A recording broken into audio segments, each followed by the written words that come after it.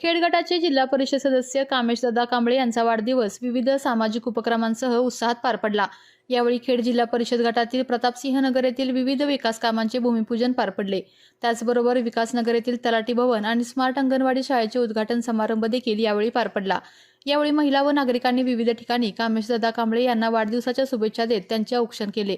खेड जिल्हा परिषद गटाच्या विकासासाठी मी कुठेही कमी पडणार नसून भविष्यात खेड जिल्हा परिषद गटातील विविध गावे त्याचबरोबर सर्वात मोठी ग्रामपंचायत असलेली खेड ग्रामपंचायत विकास कामांच्या बाबतीमध्ये राज्यामध्ये रोल मॉडेल बनेल अशा पद्धतीचा विकास पुढील 5 वर्षांमध्ये करण्याचा प्रयत्न करू असा विश्वास यावेळी जिल्हा परिषद सदस्य कामेशदादा कांबळे यांनी व्यक्त केला।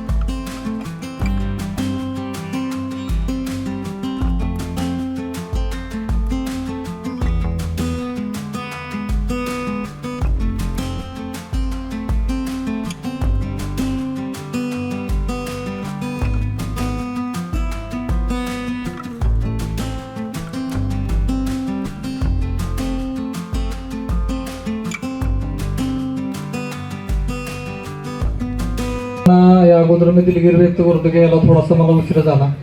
आज या ठिकाणी तलाठी कार्यालयाचं उद्घाटन आणि स्मार्ट अंगणवाडीचं उद्घाटन आपण करत आहोत। त्याबद्दल माझ्या समवेत पंचायत समितीचे माजी सभापती मिलिंददादा कदम, पॅनलचे अध्यक्ष सुजितदादा पवार, पंचायत समिती सदस्य कोमलताई गायकवाड, क्षेत्रमौली पंचायत समितीच्या गणाच्या सदस्य अमिताई पवार, सुशीलाताई कांबळे, अजित पवार, आमचे सर्वांचे लाडके व नेतृत्व निखिलदादा यादव पाटील, अजितराव गायकवाड, शोभाताई फडतरे आणि मंचावर सर्व उपस्थित. दिलगिरी व्यक्त करत कोणाचं नाव राहिलं असेल तर आज या ठिकाणी आशा सेविका, अंगणवाडी सेविका व खेडचे ग्रामस्थ मोठ्या प्रमाणावर उपस्थित आहेत.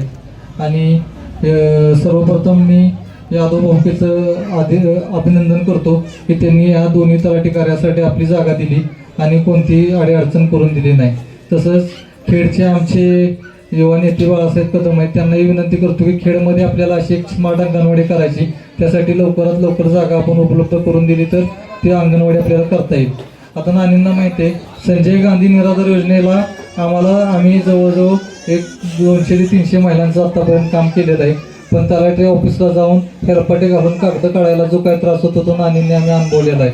येत्या काळात कोणालाही स्टँडवर हेलपाटे मारायची गरज नाही, 24 तास तलाठी उपलब्ध राहील अशी निवासी तलाठी सातारा जिल्ह्यातील पहिलं तलाठी महसूल भवन आपल्या इथे खेड येथे झालेलं आहे.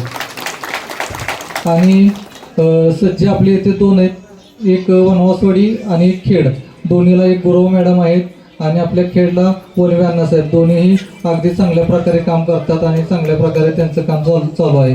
आता आपल्या अशा सेविका आहेत, अंगणवाडी सेविका आहेत, त्यांच्या काही अडीअडचणी असतील त्यासाठी एक जिल्हा परिषद स्तरावर आम्ही मोठ्या प्रमाणावर एक प्रत्येक प्रभाग मीटिंग म्हणून एक कन्सेप्ट मी आणलेली आहे की प्रत्येक त्या प्रभाग मीटिंगला प्रत्येक महिन्याच्या शेवटच्या आठवड्यात जेव्हा जसा नागरिकांना वेळ असेल तेव्हा एक प्रभाग मीटिंग घेऊ. त्या मीटिंगला स्वतः CO, जिल्ह्याचे आपले कलेक्टर, त्यानंतर जे प्रशासकीय अधिकारी असतील, महसूल असू द्या, कृषी असू द्या, अन्य पोलीस असू द्या, MSCB असू द्या, ज्या काही 36 यंत्रणा आहेत शासकीय, त्या शासकीय यंत्रणेचे सर्व अधिकारी त्या ठिकाणी उपलब्ध असतील. वरिष्ठ अधिकारी नसतील तर त्यांचे सहाय्यक अधिकारी उपलब्ध असतील आणि ज्या काही समस्या असतील तुमच्या त्या सोडवण्याचा आम्ही प्रयत्न करू. येणाऱ्या काळात आता आम्ही विठ्ठल कृपा सोसायटी असेल तेथे 20 लाख रुपये काँक्रिटीकरणासाठी टाकलेले आहेत. तेथे जे आपण या ठिकाणी बसलोय त्याच्यासाठी सुशोभीकरणासाठी 10 लाख रुपये टाकलेले आहेत. पेवर ब्लॉक असेल, ओपन जिम असेल, हे या ठिकाणी महाराष्ट्र आपल्याला शुभेच्छा देत आहेत. धन्यवाद महाराज साहेब, धन्यवाद. असंच प्रेम राहू दे तुमचं. धन्यवाद महाराज साहेब. थँक्यू. या ठिकाणी आपल्याला श्रीमंत छत्रपती वदन महाराज साहेब यांचा आता आशीर्वाद लाभलेला आहे. आत्ताच शिवेंद्रसिंहराजे भोसले यांचा फोन येऊन गेला होता. अधिवेशनानिमित्त सर्व मंत्री वगैरे मुंबईला असल्यामुळे येथे आपल्याला कोण प्रमुख पाहुण्यांची उपस्थिती लाभलेली नाही. तर आता थोडक्यात प्रमुख पाहुणे आपले मिलिंददादा कदम, सुशीलदादा, आपण सर्वच आता प्रमुख झालेलो आहे. तुमच्या सर्वांच्या मताने मलाही तो अधिकार मिळालेला आहे, संविधानिक अधिकार. येणाऱ्या काळात तुमच्यासाठी करत राहू आणि जे काही समस्या असतील तुम्ही आमच्यापर्यंत पोहोचवा, त्या सोडवण्यासाठी आम्ही कटिबद्ध राहू. सुकुंडे काकूंनी मला मेसेज केला आहे की कामेश तुझं जरा थोडंसं दुर्लक्ष झालेलं आहे, तर तसं काही काकू होणार नाही. आपल्या काय समस्या असतील त्या आम्ही नक्कीच सोडवू आणि येणाऱ्या काळात तुम्ही सर्वजण असेच आमच्या पाठीशी राहा. आणि प्रथम मी ग्रामपंचायतीला सांगतो की आपल्या ग्रामपंचायती कर्मचाऱ्यांकडे पण थोडंसं तुमचं दुर्लक्ष होतं आहे, तर त्यांचाही पगार वेळोवेळी करत जावा, कारण त्यांच्याशिवाय संस्था कुठलीही चालू शकत नाही. त्रिस्तरीय यशवंतराव चव्हाण साहेबांनी दिलेली त्रिस्तरीय समितीमध्ये ग्रामपंचायत ही प्रथम स्तरीय समिती आहे, त्यानंतर पंचायत समिती, त्यानंतर जिल्हा परिषद. या 3 संस्था जर नीट राहिल्या आणि एकत्र काम राहिलं तरच विभागाचा विकास आणि बाकीच्या ज्या सर्व योजना आपल्याला लाभार्थ्यांपर्यंत पोहोचवता येतील. येणाऱ्या काळात हरित गाव, स्वच्छ सुंदर गाव, खेड मॉडेल देशाच्या शिवराजसिंग चव्हाणांच्या हस्ते पुढच्या वर्षी आपल्याला प्रथम क्रमांकाचं बक्षीस मिळण्यासाठी मी प्रयत्न करणार आहे. तरी मी एकटा काही प्रयत्न करून उपयोग नाही. आता त्या दिवशी मी बघितलं, मी तिथं कचरा उचलायला गेलो, व्हिडिओ काढले, कचरा उचलला, पण परत आहे तसाच कचरा आहे. तर आपल्या सर्वांची जबाबदारी आहे की कचरा टाकायचा का नाही टाकायचा. काय मी एकटाच काय नुसतं कचरा उचलणार, कर्मचारी उचलतील, तुम्ही उचलता, तर प्रत्येक नागरिकांची जबाबदारी. समजा घंटागाडी येत नसेल तर तुम्ही आम्हाला सांगा किंवा घंटागाडी येत नाही तर तिथं त्या ठिकाणी आपल्याला घंटागाडी पोच करता येईल.